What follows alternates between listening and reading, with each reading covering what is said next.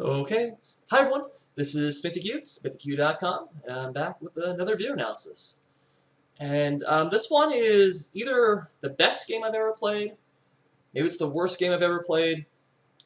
It's absolutely amazing, it's absolutely atrocious, it's so many things. And I've always said that if I ever create a game analogy, or a game anthology, I guess that's the word, this would be front and center. This may be the most important chess game I've ever played. For my development, at least. So just a bit of context. At the time, this is around 2016, and my rating had shot up. I had crossed 2,000. I was getting close to 2,100, and honestly, I was winning too much. I know that sounds funny, but I was playing mostly 1900s, even some 2000s, and I guess I was doing really well at the time. It seemed too easy, and I need to lose, right? Or I need to challenge someone who is really good, so that way they could beat me, so I could analyze it, and I could figure where my weaknesses were, where to really improve, right? Because you get in a roll too much, you win too many games, it gets to your head, you start taking your hot stuff, right? So I need to lose a couple of games. And so I challenged someone online, Murad Muri.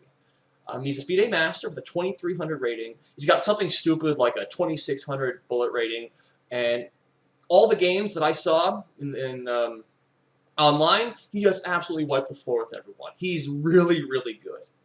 And so I played this game against him, fully intending to lose. So that way, I could learn from it. He would outplay me, maybe he'd like crush me in 25 moves, and that's great. I can analyze it, I can get better. That was my goal. So let's take a look at our game.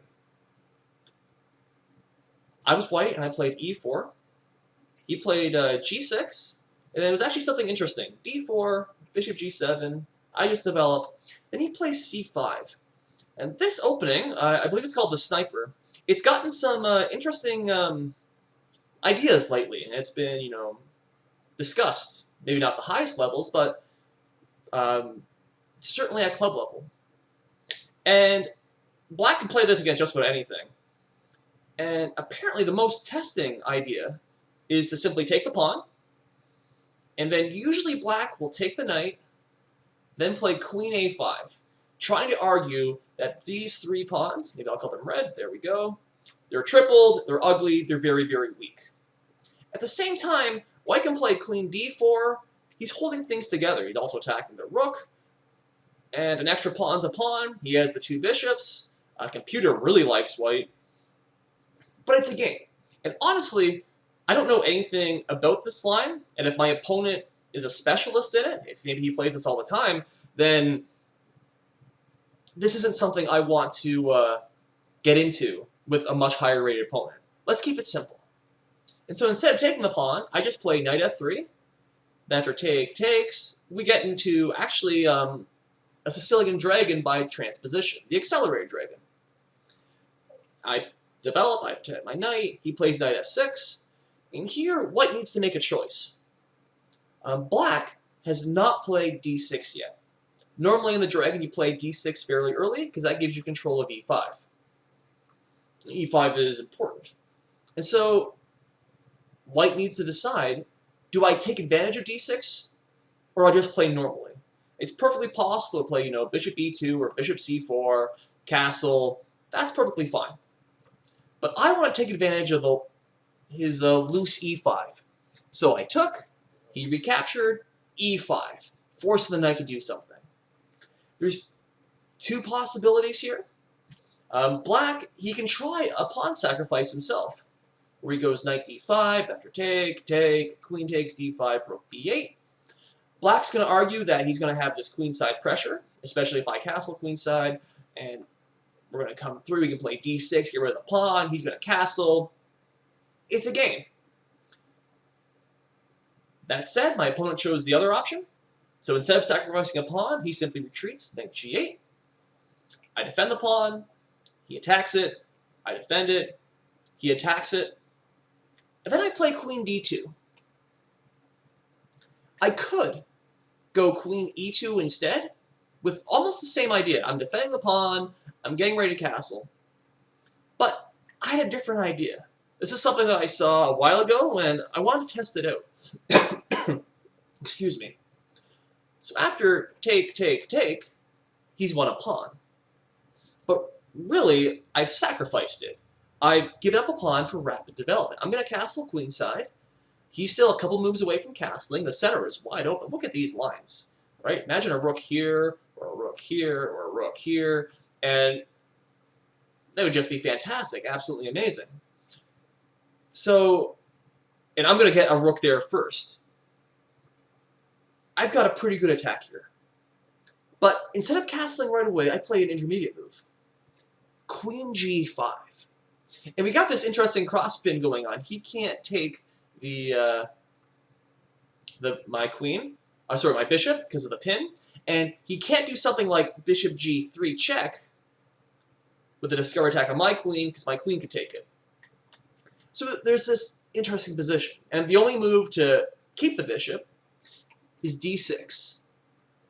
So I'm going to take the bishop, and then black has to make a choice here, and I think my opponent made the wrong choice. I think what you need to do as black is play queen takes e5. So you want to exchange queens. Now, I know exactly why my opponent did not do that. It's because this is a terrible endgame for black. Sure, he's up a pawn, but look at this pawn structure. Just look at this.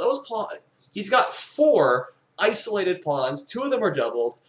They're all very weak, and it's going to be an incredibly easy time. What we're going to do is I'm going to put a knight here, or then put it on c5, or a bishop on d3, or I can put it on f3, and I've got weaknesses to attack for days. I'm going to put a rook on the e-file. I'm almost going to certainly win one of the pawns back.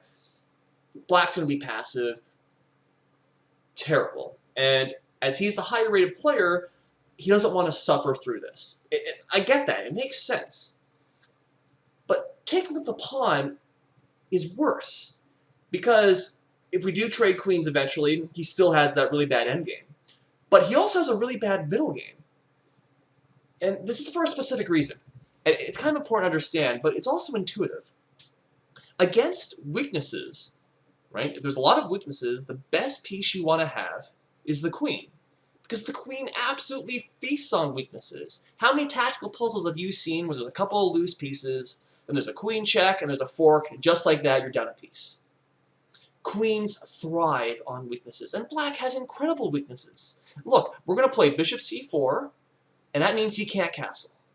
I'm going to castle myself, and that means this rook is going to be on the d-file, which is facing him wide open. I'm going to probably move a rook to the f-file, which is, again, staring right down at his king.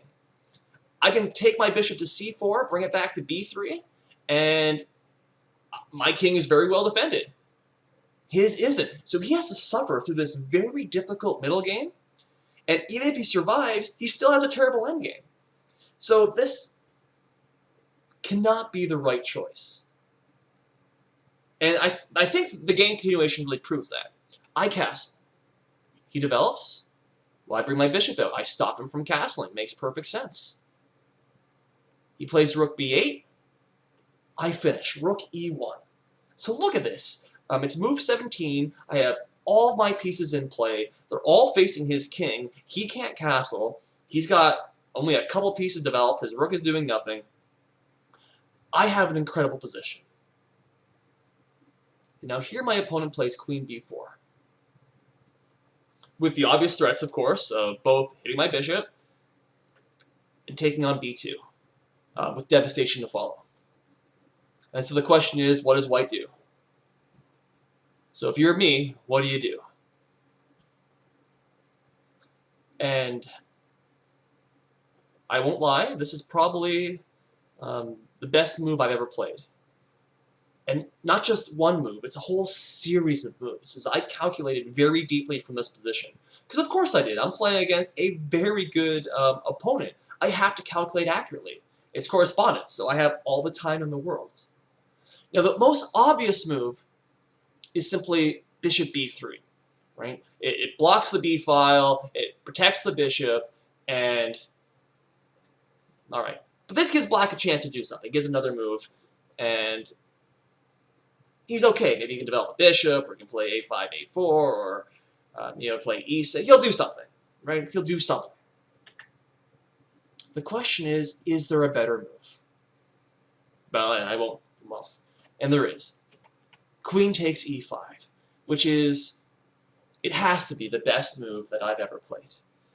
Because, okay, I just take the pawn, and I'm allowing him, you can take my bishop, I'm allowing you to take my pawn with check, to come right into my king, to force my king into the center. I'm allowing all of this, and none of it matters. Absolutely none of that matters, because right now white is winning. Because look at this. I'm threatening e7. If the queen were to move off this diagonal, well then I just mate on e7.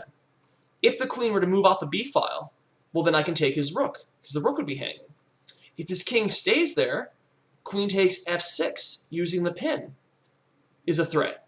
Just winning. If the knight were to move, I'm going to take the rook. If he does nothing, if he does a nothing move, like he plays rook f8 or something, trying to defend, I can just play a3. The queen has to move somewhere, then I'm going to cash in, and I win. How does he hold this together?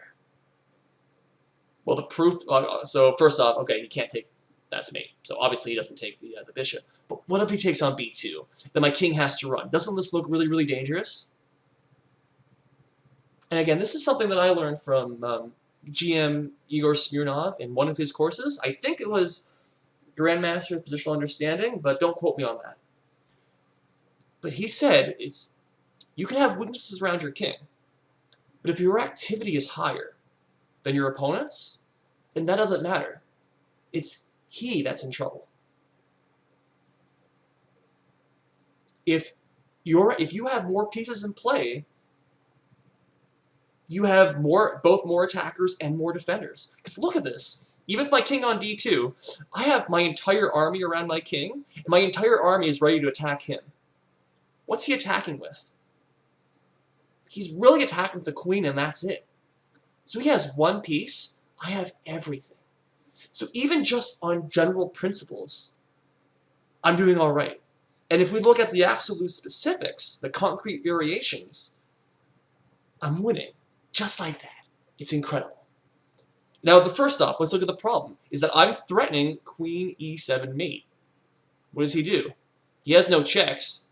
Well, I mean, okay, he can move the knight or something, but that does absolutely nothing. And so, what does he do? He plays rook b7. So his rook is now defending e7 this way, which makes sense.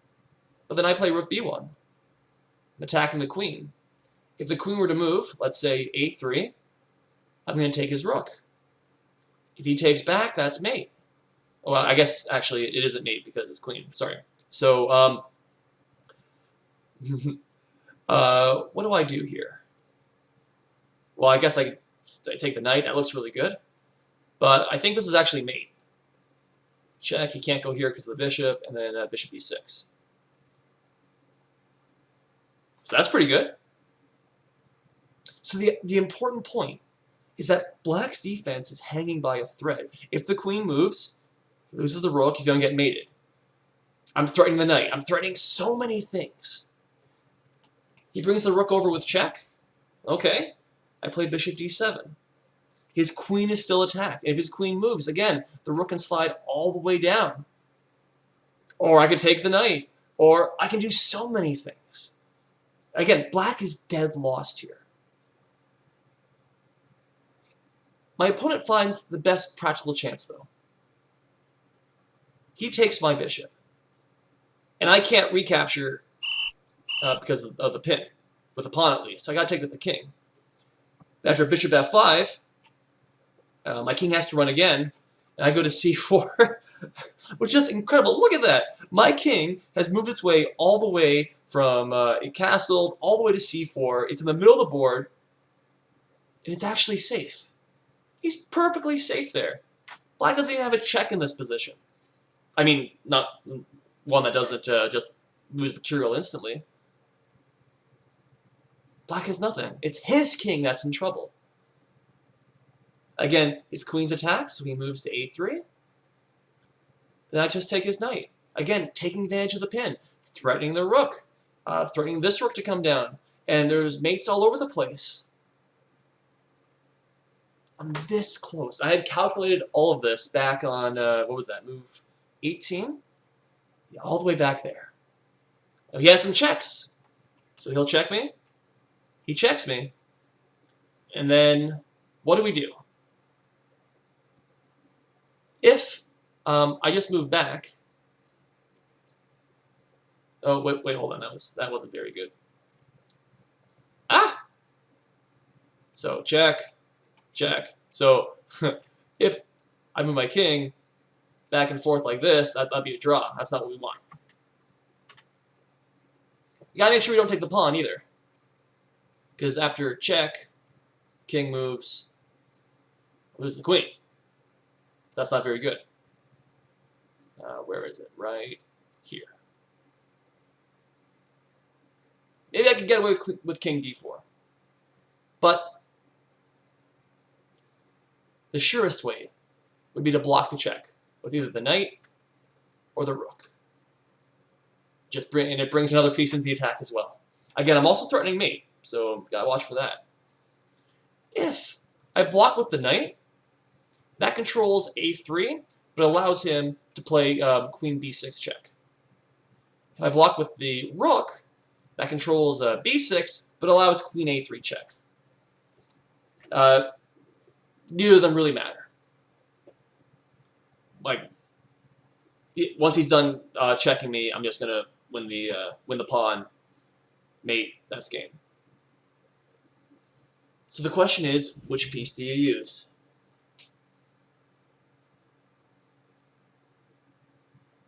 And this is the moment of the truth.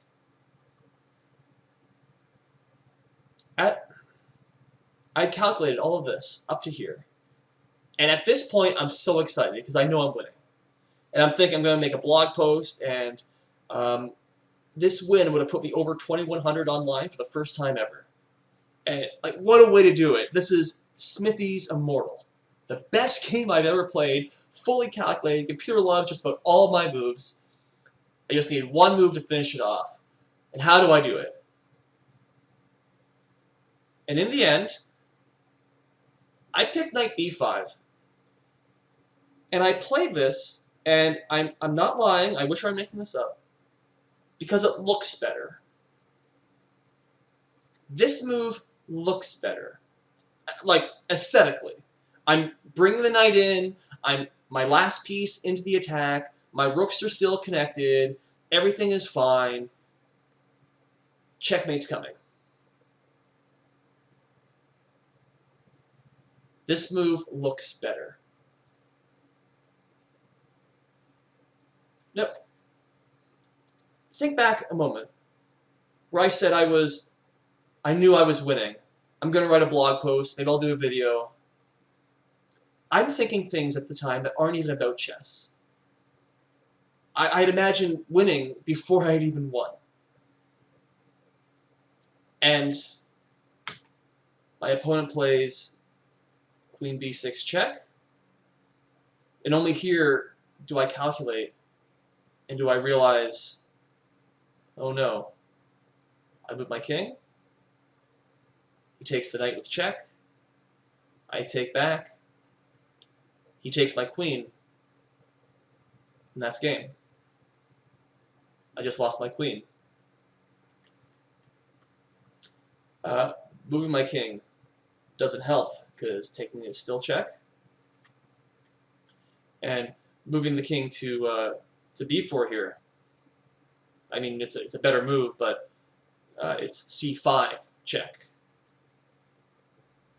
Loses the queen. If I would have blocked with the rook, okay, he can go a5, check, here, check, here. Now I'm safe. There's no more checks. Mate's coming, or I win the rook, or I come down here, or it's game over. So rook b5 would have won the game in beautiful fashion, and knight b5 would have thrown the game away. And that's exactly what happened. I played with the knight because I stopped thinking about chess. and I lost the game. And I want to give full credit to my opponent because he basically cheered me up in chat afterwards. Like, he could have easily said, accused me of using a computer or something, because I found all these moves, right? I'm much lower rated than him. You know, I challenged him, and I used a computer to beat him, right? Like, he could have easily thought that. And instead, you know, he basically consoled me, said, hey, don't worry, you're one of the best amateur players I've faced. You know, good job, man. Like, and I was devastated. I still kind of am, honestly. Going through this game, I feel those emotions again, and God. And I won't lie, I nearly gave up chess after this. When he won my queen there, I felt like, you know, you're going down a roller coaster, a steep hill. Like, my stomach basically fell out. I could barely think. I could barely move. I will never lose a better position. In one move, right? Like, the computer says it's plus 25 or something for white. You know, back here, you let it think for, you know, a bit longer. It eventually says it's main 85 or something, right? Like, completely winning off of a beautiful attack, and I lost.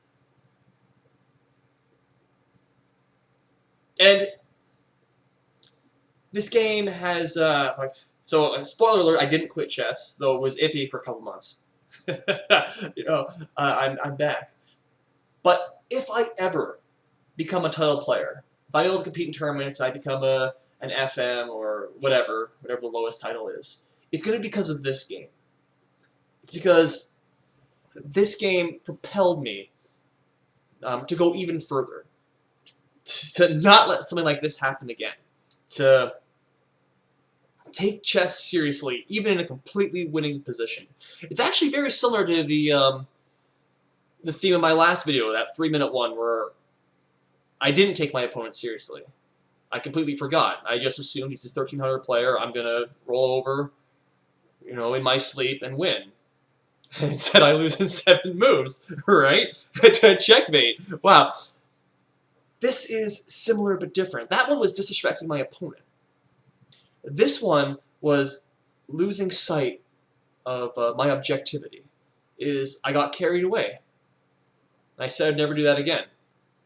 Maybe I have, maybe I haven't. But regardless, it's redoubled my efforts with chess. And so this is why it's the most important game. And I don't know if I'll ever play a more important game until, you know, I eventually become a title player and I compete in tournaments, maybe. But this is it. And so it's my best game, it's my worst game, and everything in between. So I hope you enjoyed that. Hope you found that helpful. Questions, comments, leave them below. I've written about, 6 blog posts about this game, including more in-depth analysis. I'll link them in the description if you're interested for that. Otherwise, thanks for watching. Thanks for listening. Bye for now.